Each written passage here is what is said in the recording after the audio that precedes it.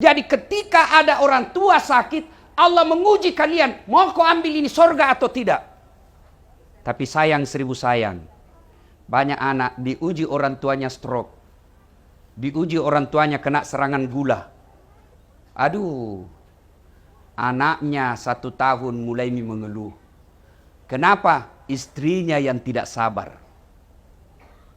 Maka bu, hati-hati ki milih mantu. Kalau masih mahasiswa sanging kuku najina jaga, mana potong kuku pigitongi salon, mau kok kira-kira nak kasih kencing kalau sakit kok. Carita campur raktu. Tenamo, mana matana nasari tongi soplens. Bulu matana tak lapis-lapis. Kira-kira mau kok nabukakan pempersmu kalau stroke mako. Nah bilangi suaminya kasih masuk panti jompo itu orang tuamu. Itu gunanya orang hati-hati milih mantu. Maka dia nabita al-mautu babun. Mati adalah pintu yang setiap kita pasti melewatinya. Berarti Bapak Ibu sekalian, mau atau tidak, tiba saatnya pasti mati. Yang jadi masalah, bagaimana kondisimu mati. Itu tonsing kelebihannya kalau orang sakit dulu seperti almarhum. Ya komalase yolo napa naruntu ajalenna, ada kesempatan bertobat. Itu enaknya kalau sakit dulu. Ada kesempatan bertobat. Sakitnya sendiri kalau dia sabar, sakitnya sendiri itu sudah sakit dan dia sabar menggugurkan dosanya. Apalagi kalau dia melakukannya dengan memperbanyak istighfar. Itu kelebihannya orang kalau sakit. Tapi kekurangannya manreong koso. Kalau orang mampu, alhamdulillah. Dia mampu, tapi ada lagi kelemahannya. Apa? Membuat anak-anaknya bisa durhaka. Tidak semua anak diberikan ujian dan hadiah sakit ibu bapaknya baru meninggal. Maka kalau ada anak yang ibu bapaknya sakit, Allah sayang kalian. Kenapa? Allah ingin mendapatkanmu. Nah kasih kau hadiah pintu masuk surga. Tapi tidak semua anak menyadari. Ada 5, ada 7 anak. Malase tomatoanna, sakit orang tuanya. Silakan kau ambil bagian-bagian dari kebaikan itu. Ada anaknya tawa kaya. Tapi kan sibuk kiri kanan kasihan cari nafkah. Maka dia tidak bisa kasih kencing bapaknya. Dia tidak bisa kencing usap-usap keringatnya ibunya. Maka dia partisipasinya. Dia belikan obat. Dia tanggung semua rumah sakitnya. Ada juga tawa pengangguran. Tidak ada uangnya, tapi waktunya banyak. Maka Allah kasih hadiah. Kau urusi kencingnya bapakmu. Kau gantikan pakaiannya. Kau gantikan tempat tidurnya. Kau yang rawat ki. Kau yang suap ki. Itu semua. Jadi ketika ada orang tua sakit. Allah menguji kalian. Mau kau ambil ini sorga atau tidak? Tapi sayang seribu sayang. Banyak anak diuji orang tuanya stroke. Diuji orang tuanya kena serangan gula. Aduh, anaknya 1 tahun mulai mengeluh. Kenapa? Istrinya yang tidak sabar. Maka bu, hati-hati ki milih mantu. Kalau masih mahasiswa sanging kuku najina jaga, mana potong kuku pigitongi salon, mau kok kira-kira nak kasih kencing kalau sakit kok. Carita campur raktu. Tenamo, mana matana nasari tongi soplens. Bulu matana tak lapis-lapis. Kira-kira mau kau nabukakan pempersmu kalau stroke mako. Nah bilangi suaminya kasih masuk panti jompo itu orang tuamu. Itu gunanya orang hati-hati milih mantu. Karena ada orang baik anaknya, istrinya panrasu-rasu. Banyak yang begitu. Bersaudara bagus kasihan. 4 bersaudara, sekandung seibu. Masya Allah baik rukun. Datang istrinya. Kan kau anak pertama. Selama hidupmu bapakmu banyak kau kasih. Selama hidupmu bapakmu semua kau yang ngurus. Sekarang meninggal. Apa kek kau bisa ambil di situ? Mulai itu. Maka ibu hati-hati ki. Untuk apa dia cerdas. Untuk apa dia cantik. Kalau nasesak nanti kalau pensiun maki. Percaya ki itu yang pelihara kuku. Mana gigi nak kawat. Nak kasih soples batana. Rambut nak kasih kriwil-kriwil. Oh. Tena harapan. Mandreong koso. Betul kak, lihat maki pelajari maki anak mantunya orangnya magaya. Justru yang miskin itu kodong, yang alumni pesantren, yang orang dari kampung, itu yang ngurus nanti mertuanya ketika sakit. Maka paling celaka kalau mantu tak sudah jelek, miskin. Male, beleng-beleng. Nih. Nah, ada juga orang tidak sempat sakit. Ada. Tiba-tiba naik mobil, bak, mati kita. Ada tuh kelebihannya. Apa kelebihannya? Tidak makan ongkos. Iya toh? Apalagi kelebihannya? Anaknya tidak sempat punya dosa sama orang tuanya. Tapi apa kekurangannya? Tidak sempat tobat. Nah ini yang lebih parah. Kalau tidak sempat kita tobat. Apa mi kalau selama ini hidup ki 40 tahun.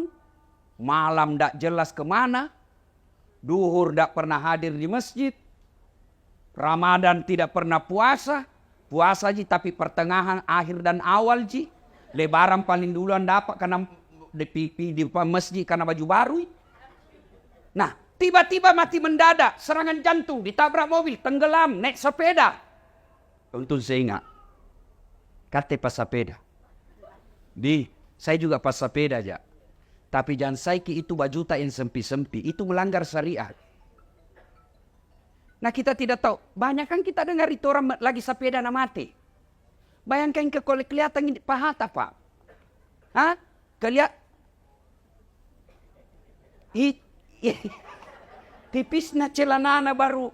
Oh mana? Mati kau begitu menghadap. Na belender kau malaikat. Yang tadinya malaikat masih senang lihat kau pakai begitu. Hai cabut misalkan yang ini.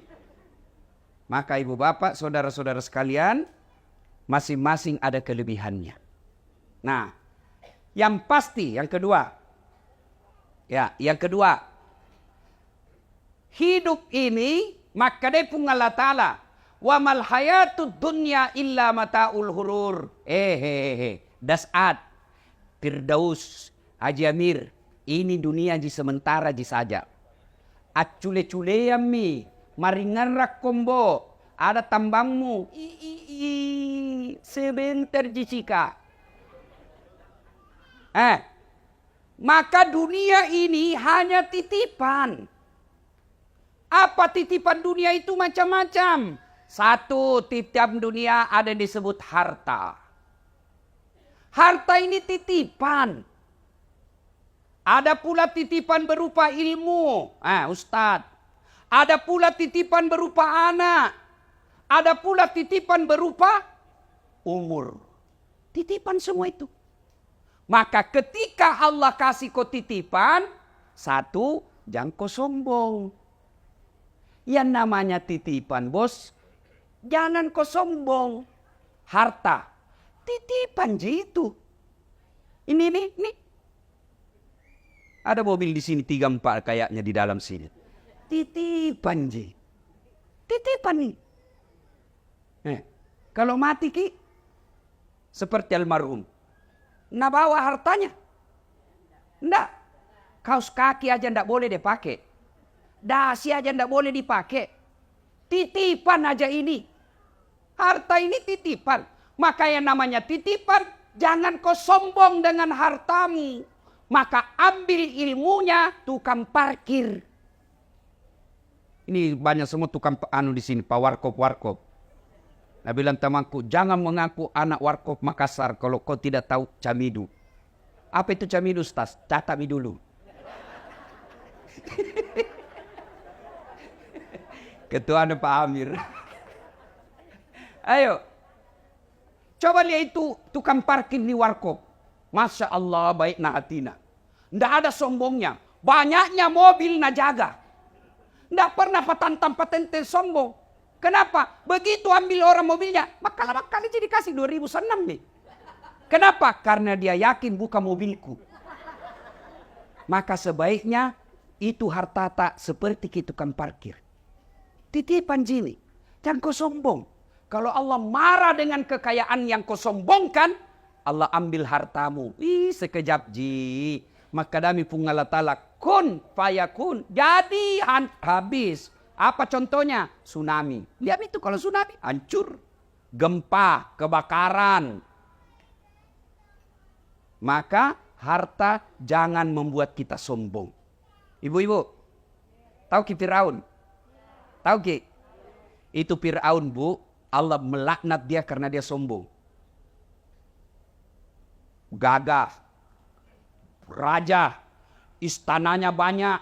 Dilapisi dengan dinding-dinding emas. Tapi karena sombong, Allah laknat dia. Dan Allah tidak akan memasukkan dia dalam surga. Kalau kita ini Islam pernah dua kalimat syahadat, yakin sampai mati, pasti masuk surga. Jangan makin khawatir, Bu. Ini semua kita pasti masuk surga. Yang penting sudah syahadat, yakin dua kalimat syahadat itu pasti masuk surga. Cuma kalau dilanjutkan pertanyaan, kapan masuk surganya? Sudah pakai dicuci. Di mana dicuci, Bu? Neraka kedua tampak, tidak ada tengah-tengah. Jangan kau pikir ada bencong. Enggak. Tuh, neraka, surga. Kalau dia tidak masuk surga, di neraka. Kalau dia Islam, masuk ke surga. Tapi mampir dulu di neraka. Bagaimana keadaan di neraka dicucinya? Tergantung dosamu. Sama bajuku saya. Kalau bajuku yang kupakai si ceramah, rendam saja deterjen, bilas sedikit, bersih. Tapi itu bajuku yang kupakai dulu waktu SMA SMP kalau pika sawah, kotor, mamaku nak cuci istilahnya, nak cuci kalantang. Tahu ki kalantang, Ibu? Tahu bapak-bapak kalantang? Direndam dulu satu malam air panas, besok baru disikat, dibanting-banting, diinjak-injak, toh, dibanting lagi, disikat, baru dijemur satu hari, malamnya diembunkan, besok baru dibersihkan lagi, baru bersih. Begitu, Bi. Kalau banyak dosa tak, kalau sedikit ji, tampilin jaki saja, tak, masuk kok. Sudah, Mi. Tapi kalau banyak dosa au patopan di kalantang. Di kalantang orang, Pak. Tergantung dosa. Tapi Fir'aun, itu Allah jelaskan Quran, haram dia masuk surga. Kenapa? Karena dia sombong. Lalu, dilaknat Allah, tidak ada orang suka. Itu Fir'aun tidak ada yang suka. Mana buktinya? Sampai sekarang ini, tidak ada orang Maros mau kasih nama anaknya Fir'aun. Itawa terkenal sekali. Ini kinja toa di Quran. Raja. Tapi tidak ada orang mau kasih nama Fir'aun anaknya. Kenapa? Karena Fir'aun dilaknat Allah karena kesombongannya. Maka kaya jangan membuat sombong. Yang kedua, apalagi harta. Yang kedua, ilmu. Jangan sombong. Adakah ilmuwan sombong? Ada. Mana gerangan? Ada, itu biasa. Tidak usah bahas ilmu kedokteran, ilmu agamamu. Adakah ustadz sombong? Ada. Yang mana ciri-ciri ustadz sombong? Yang tidak mau menerima perbedaan pendapat. Pendapatnya saja nanggap benar. Kalau berbeda langsung bina bilang bid'ah, masuk neraka. Kada tong itu begitu, Pak? Ada. Apa yang mau kita sombongkan dengan ilmu ini? Padahal Allah sudah jelaskan, wa ma utitu minal ilm illa qalila. Dek wale kopat disengah kecuali cek dek mi. Itu kata Allah. Apa yang kita mau sombongkan dengan ilmu? Ini dasar latif. Yang merasa hebat. Bukan karena saya cerdas. Bukan karena saya jago. Tapi karena ada penontonku. Saya bisa viral. Sampai penonton saya di YouTube sudah 148 juta. Bukan karena saya hebat. Tapi karena ada yang nonton. Coba kalau saya ceramah di sini. 2 jam berapi-api. Membara. Tidak ada yang nonton. Lewat patopan. Lama misaki itu Ustaz. Iya toh? Iya. Jadi kalau jadi penceramah ilmuwan. Jangan kau sombong. Kalau Allah marah. Nah kasih pikun kok. Ada obatnya pikun? Ada obatnya pikun? Ada walau benar atau tidak ini cerita-cerita ji. Ada profesor dekat-dekat mi pensiun. Mau pi mengajar. Setiap dia mau pi mengajar selalu nak cium istrinya. Ini 2 minggu mi tidak dicium istrinya. Dah protes istrinya. Bilang, Pak, biasanya kalau mau pi mengajar kau cium kak. Ini Momi 2 minggu tidak pernah mau mencium-cium. Dalam hati, astagfirullah, berarti siapa ku cium selama ini? Ternyata pembantu cium. Jantung modus. Mata-mata sudah dengar begini, besok didapat sama anaknya. Ku kira mamaku nak. Apa yang kita bersombongkan dengan ilmu? Maka yang baik, mari saling menghormati perbedaan pendapat. Nih, biasa kita ini gara-gara beda pendapat dalam suatu masjid, akhirnya masjid tidak tenang. Lama-lama masjid ditinggal jamaahnya. Lama-lama akhirnya masjid didominasi oleh satu aliran atau mazhab saja. Yang baik, mari saling menghormati pendapat. Kalau kita yakin satu pendapat, lakukan dan amalkan pendapat itu tanpa mau menyalahkan pendapat orang lain. Maka kalau kita lihat masuk di masjid, ada orang takbir begini, silahkan, jangan kau salahkan. Ada juga yang begini, silahkan, ada ton dalilnya. Ada ton kuliah tidak semangat, kayak orang lapar sekali, lama tidak makan. Ini. Ada juga begitu, tuh ibu. Tuh, begini saja. Ada ton begitu, tuh. Jamba kau calai urusannya. Sibuk duduk kok. Kenapa? Karena kalau dia salah, kau tidak tanggung dosanya. Kalau dia sesat, kau tidak ikut sesat. Tapi kalau kau celah, kau maki, kau hina, kau dapat dosa karena menghina hamba Allah. Selesai. Jadi kalau ada kita lihat berbeda, jangan maki urusi. Mau ki pelihara jenggot, silahkan. Jangan aku bilang yang tidak pelihara jenggot, tidak sunnah. Mau kau yang jengki celananya, silahkan. Jangan kau bilang orang yang dibawa mata kakinya kafir, tidak. Saya dibully di WhatsApp, di Facebook. Ini ustadz tidak sunnah. Kenapa kau bilang tidak sunnah? Buktinya kau tidak pelihara jenggot. Mau dia apa kalau tidak mau tumbuh? Gara-gara jenggot udah cala-cala kan. Sibuna. Sudah ya. Jadi jangan sombong gara-gara ilmu. Yang ketiga, apa itu titipan? Sudah harta, ilmu, apalagi? Jabatan. Wali kota, kepala dinas, gubernur, pak camat, anggota dewan, titipan ngasen jinjo. Tiaku borro. Jangan kau kabarra-barra. Iya toh? Bu. Kutanya ki dulu ah. Kutanya ki. Kita tahu itu rumah yang cantik di Jalan Sudirman, perempatan Sungai Sadang, sebelah kanan warna putih. Banyak bendera-benderana. Kita tahu ibu. Ah? Yang dari Pangke Anggami pura-pura mengkitai. Tahu itu? Apa itu? Rumah jabatan gubernur. Kalau masuki di dalam orang di situ jangan kuborro. Kenapa? Pasti keluar kok. 5 tahun saja, paling lama 10. Masih mau kau tambah, dibilang kau gila. Keluar kok, bukan kau di situ. Berapa mi orang tinggal di sana? Berapa mi? Banyak mi toh? Pasti keluar. Apa yang kau sombongkan dengan jabatanmu? Apa? Apa lagi? Ini Hertasning. Ada di situ rumah dinas ketua DPR Kota Makassar. Berapa mi tinggal di situ? Jangan kau borro. Pasti kau keluar. Makanya saya biasa ketawa-ketawa saya dalam hati kalau ada anggota DPR borodudu acece. Tiap mau kau bos, kau 5 tahun jijatanu. Terpilih kau lagi 10 tahun, tidak terpilih wabillahi taufiq wal hidayah. Kutanya ki dulu ibu. Ibu kutanya ki. Mana lebih tinggi pangkatnya gubernur dan wakil gubernur? Mana ibu? Gubernur. Bapak-bapak, mana lebih tinggi pangkatnya Kapolda dengan wakil Kapolda, wakil Polda? Mana lebih tinggi pangkatnya wali kota dengan wakil wali kota? Tidak mungkin wakil lebih tinggi daripada wali kotanya. Tidak mungkin wakil gubernur lebih tinggi daripada gubernurnya. Tidak mungkin Wakapolda lebih tinggi jabatan pangkatnya daripada Kapolda. Iya toh? Tapi herannya, kenapa itu wakil rakyat? Nah kau wakil ya kau bos. Nak kepatak kekuasaan rakyat. Kau wakil ya kau. Kenapa kau jadi wakil rakyat mau merasa sombong? Nah kau wakil. Allah marah. Kalau sombong, nah ambil kau punya kekuasaan. Maka cara mengambilnya ada yang hina seperti kita lihat sekarang di TV.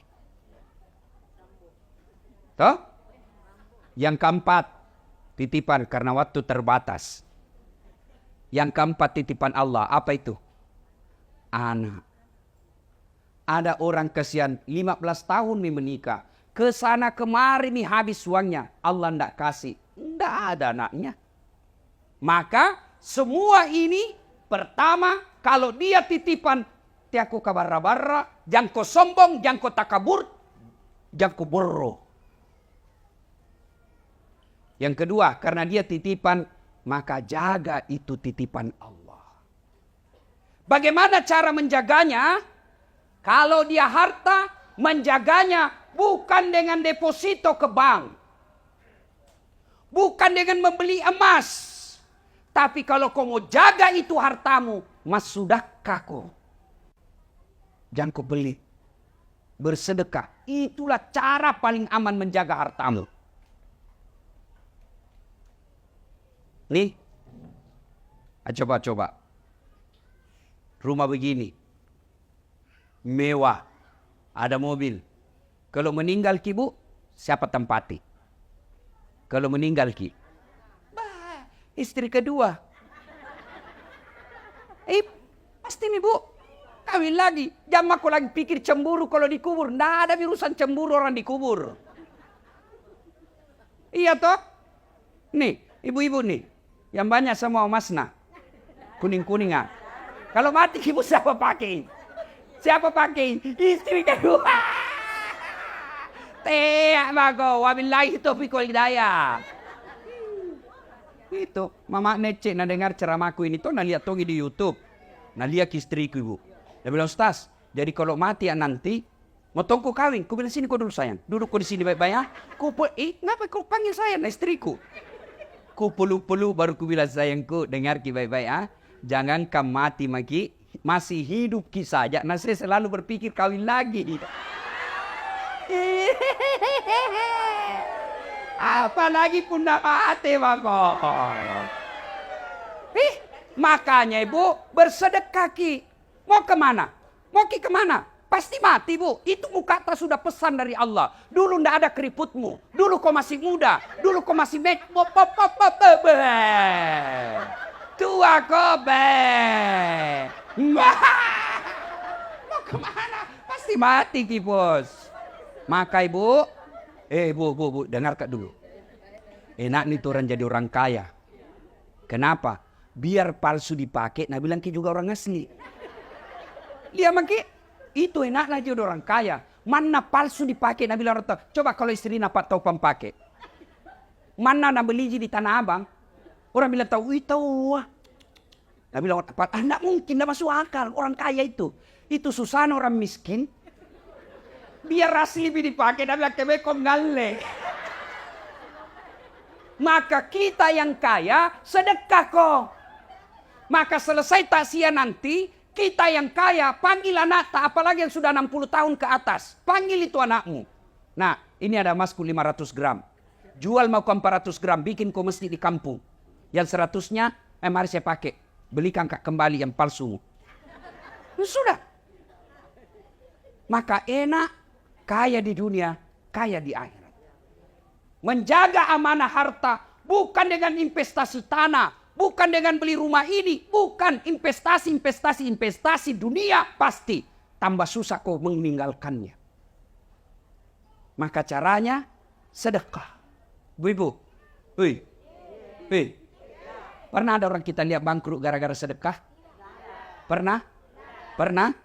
Yang bangkrut gara-gara narkoba. Yang bangkrut gara-gara judi. Yang bangkrut gara-gara pemabuk. Yang bangkrut gara-gara selingkuh. Beda poligami selingkuh, ah? Iya sami. Kalau selingkuh coko-coko. Nggak halal, poligami halal. Apa kau tahu, Pak? Berani kok. Nabila temanku, Ustaz. Orang lain istrinya semua singa. Alhamdulillah saya istriku di rumah, Ustaz. Bukan macan, Bu. Kelinci. Nah bilang saya istriku kelinci Ustaz, tapi saya menjadi kangkung.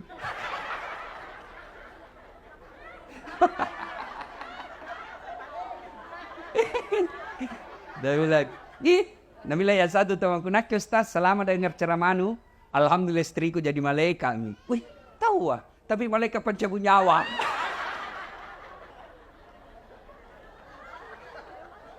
Ada kayak cerita sama saya, Ustaz poligami itu kan sunnah. Betul, poligami itu sunnah, jadi jangan celah. Kalau ibu bapak tidak setuju, boleh, tapi jangan kau celah orang yang berpoligami. Tapi dengan catatan, poligami bagi orang yang mampu. Ibarat pesawat itu pesawat Pak, ada kan namanya pintu darurat. Tidak boleh dibuka setiap saat. Pun nanu buka tidak darurat, ngajak kalau ke polisi. Begitu juga itu poligami bagi orang yang mampu. Siapa contohnya? Rasulullah Muhammad sallallahu alaihi wasallam. Kenapa beliau mampu? Salat tahajudnya tiap malam. Kenapa beliau mampu? Senin Kamis tidak pernah lepas. Tiap pagi dia duha, bersedekah setiap saat di rumahnya, tidak pernah kasar ngomong. Maka Allah kasih kemampuan. Kate, hari Jumat saja kau sembahyang, paling terlambat datang, paling cepat pulang. Orang khotbah kau tidur, motong kau poligami, nenek itu patah. Kalau tidak mampu jangan kau cari-cari susah. Maka amanah sedekah. Ya Bu? Bu? Dan itu orang dermawan, orang senang. Meskipun sudah meninggal orang masih mengenangnya. Iya toh? Tapi kalau sekeki, jangankan meninggal, masih hidup kisah saja dan doakan ke orang. Coba kalau orang dermawan, pikir siara kubur, antar kubur orang meninggal, dilewati kuburna, tahu wah. Baik sekali ini orang teman tetangga atau hidup, suka kina traktir, doakan tahu wah. Sudah 5 tahun meninggal, masih didoakan. Tapi kalau orang seke, jangankan mati Pak, masih hidup saja, lewat di kompleks mobilnya, tabrakan lalu. Kukira tuh mau nak kasih naik, ternyata nak kelas sonja. Maka bersedekahlah. Cara memelihara harta yang Allah berikan, sedekah. Yang kedua, anak. Bagaimana cara memeliharanya? Jadikan anakmu soleh dan soleha. Apa Allah melarang anak kita jadi kontraktor? Tidak. Apa Allah melarang anak kita jadi dokter? Bagus. Apa Allah melarang anak kita jadi anggota DPR? Tidak. Tapi Allah minta jadikan anakmu pejabat yang memperhatikan agama. Bu Ibu. Hei. Bu. Kira-kira kalau masuk lagi di kubur sama doangan ki. Suami.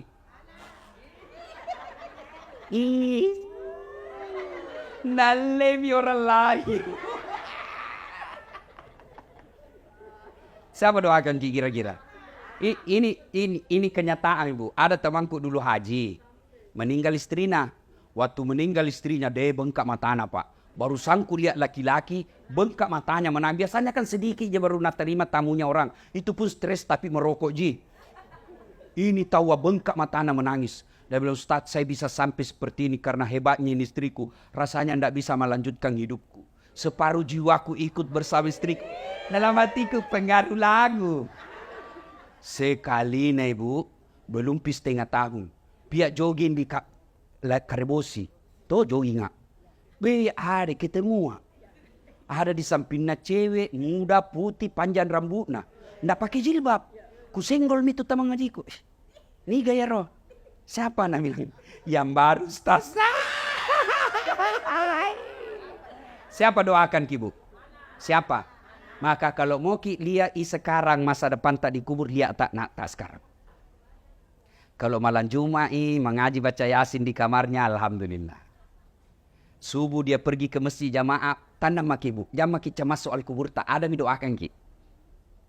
Tapi kita tengok kamarnya main game. Tengok lagi main game lah. Datang bapaknya nalapisi HP-nya dengan buku. Dikirim membaca padahal HP-nya di dalam. Hati-hati. Serius kah ini Pak? Serius kah? Saya kalau meninggal, saya tidak harap didoakan sama istriku. Bisa jadi jodohnya terbuka lagi setelah saya meninggal. Apa Mi? Jangankan Bapak meninggal, nah kena aku saja stroke.